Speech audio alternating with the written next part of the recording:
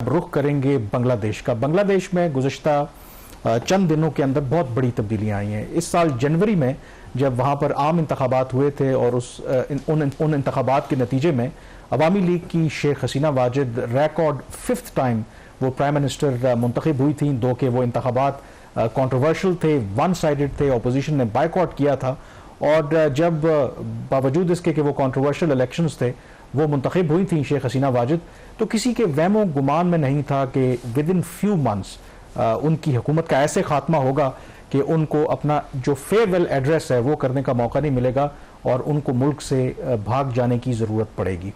उसके हवाले से आप खबरें तो देख रहे होंगे। अब वहाँ पर एक इंटरम यानी कि अबूरी सेटअप आ गया है। जो स्टूडेंट्स ने वहाँ पर एहतजाज किया था और उसको जो लीड कर रहे हैं प्रोफेसर मोहम्मद यूनुस, ये प्रोफेसर मोहम्मद यूनुस वही हैं जिनको 2006 में नोबेल इनाम दिया गया था क्योंकि उन्होंने वहाँ पर एक जो बैंक था ग्रामीण बैंक, उनके ज़रिए जो गरीब लोगों को कर्जे दिए थे जिसके नतीजे में बहुत से लोग जो गुर्बत की सतह से बाहर आए थे। और 2006 में जब उनको नोबेल प्राइज़ मिला था तो मैंने उनका एक इंटरव्यू भी किया था। तो अब उनकी सरबराही में एक 16 रुकनी जो इंटरम गवर्नमेंट है वो वहाँ पे काम कर रही है। और शहबाज जो पूरे हफ्ते हमने देखा कि इंटरनेशनल हेडलाइंस बांग्लादेश, और अभी भी वहाँ पर जो हेडलाइंस का जो सिलसिला है वो थमने को नहीं है। आज भी जो बड़ी डेवलपमेंट हुई है कि उसमें बांग्लादेश के जो चीफ जस्टिस हैं उन्होंने इस्तीफ़ा देने का ऐलान किया और उसकी वजह यह है कि जो स्टूडेंट्स थे जो एहतजाज कर रहे थे अवामी लीग शेख हसीना वाजिद की हुकूमत के खिलाफ, उन्होंने ये धमकी दी थी, आज की एक डेडलाइन दी थी कि अगर चीफ जस्टिस रिज़ाइन नहीं करेंगे तो वो फिर धावा बोल देंगे सुप्रीम कोर्ट का। तो फिर उनको रिज़ाइन करना पड़ा क्योंकि उनका ये ख्याल है कि ये तमाम जो बड़े ओहदों पर लोग बैठे हैं ये शेख हसीना वाजिद या उनकी हुकूमत को ही रिप्रेजेंट करते हैं। बैंक्स के अंदर, बाकी बड़े बड़े इदारों के अंदर हमने देखा है कि लिटरली एक रिवोल्ट है। जो लोग बकौल जो स्टूडेंट्स तंजीमें हैं कि ये करप्ट लोग हैं, अवामी लीग को रिप्रेजेंट कर रहे थे, जो रिप्रेशन उन्होंने कमिट किया उनको अब अपने ओहदों से हटा रहे हैं। तो इट्स अ क्रिटिकल टाइम। और इसमें जो इम्पोर्टेंट आई थिंक पाकिस्तान के लिए भी एक चीज़ है कि पाकिस्तान में भी बहुत बांग्लादेश मॉडल की बात होती रही क्योंकि आपको पता है कि 2009 से लेकर 2024 तक शेख हसीना वाजिद प्राइम मिनिस्टर रही। बेशक जितनी मर्जी कंट्रोवर्शियल थी, कहा यह जाता है कि कंसिस्टेंस थी, कंटिन्यूटी थी। दो कि उन्होंने जो पॉलिटिकली विक्टिमाइज किया अपोजिशन को, हज़ारों की तादाद में लोगों को जेलों में बंद किया, उन पर इल्ज़ामात थे कि उन्होंने अपने जो मुखालफीन हैं उन पर तशद्दुद भी किया।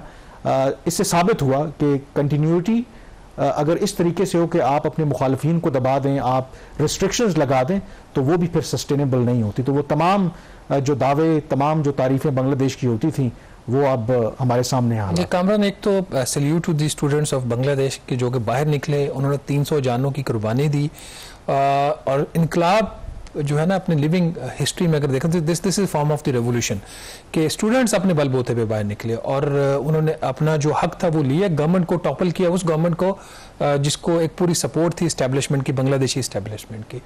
The difference between Pakistan and Bangladesh again is कि हम लोग ट्विटर के ऊपर, व्हाट्सएप के ऊपर अपना सारा गुस्सा निकाल लेते हैं, फेसबुक के ऊपर। हमारे जो जेन्युइन राइट्स हैं उसके लिए भी पीसफुली, जिसमें मैं भी शामिल हूँ, आप भी शामिल, हम पीसफुली प्रोटेस्ट करने को भी तैयार नहीं है। हम इतनी तकलीफ उठाने को तैयार ही नहीं है। सैलरीड क्लास की टैक्सेशन हो, बिजली के बिल्स हों, आपके एजेके में आपने देखा आज़ाद जम्मू एंड कश्मीर में लोग बाहर निकले, उनको उनका राइट मिल गया। जो हुकूमत पाकिस्तान ने 2002-2003 में जो वादा किया था उनको नहीं दिया, उन्होंने ले लिया।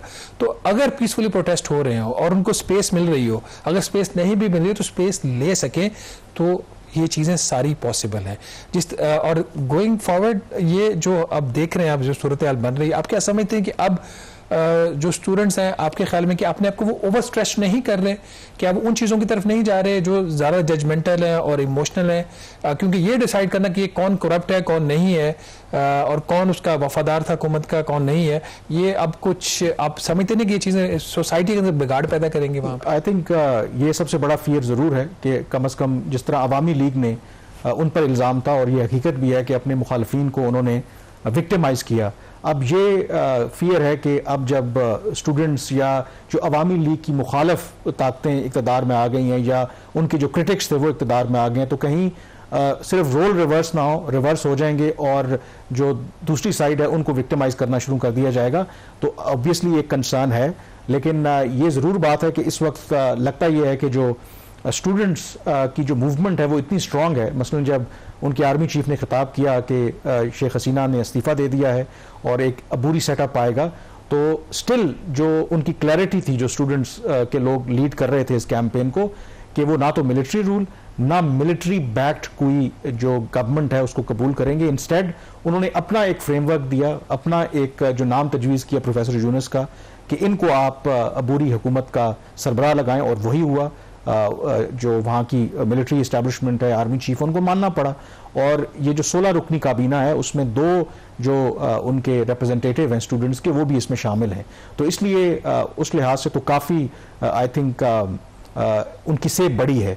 बट क्या इससे बांग्लादेश के अंदर लॉन्ग टर्म पॉलिटिकल स्टेबिलिटी आएगी? क्या इलेक्शंस होंगे? क्योंकि अदरवाइज उनके आइन में तो है कि जब एक अबूरी सेटअप आता है तो उसके 3 माह के अंदर इंतखाबात होना ज़रूरी है। लेकिन जो उनके एक्टिंग लॉ मिनिस्टर हैं, उनका ये कहना है कि ये जो केयर टेकर गवर्नमेंट है ये तब तक रहेगी जब तक ये ज़रूरी है। तो इसका मतलब है ज़रूरी नहीं है कि जल्दी इंतखाबात होंगे। उसका एक और जो चीज़ है, जो बांग्लादेश की साबिक वज़ीर-ए-आज़म शेख हसीना वाजिद, उनका क्या स्टेटस है? वो भारत फरार हो चुकी हैं, उस वक्त हो गई थी, वो तो अभी भी वहीं पे है या उन्होंने असाइलम मिल गई भारत से? देखें, वो बिल्कुल अभी भी एज ऑफ नाउ जब हम ये बात कर रहे हैं तो वो भारत में ही मौजूद है। और इंटरेस्टिंगली भारत की वो बड़ी लॉन्ग टर्म एला, लेकिन क्योंकि भारत को भी पता है कि अब जितनी वो अनपॉपुलर हैं तो शायद वो भी उनको अफोर्ड नहीं कर सकते कि अपने मुल्क में पनाह दें,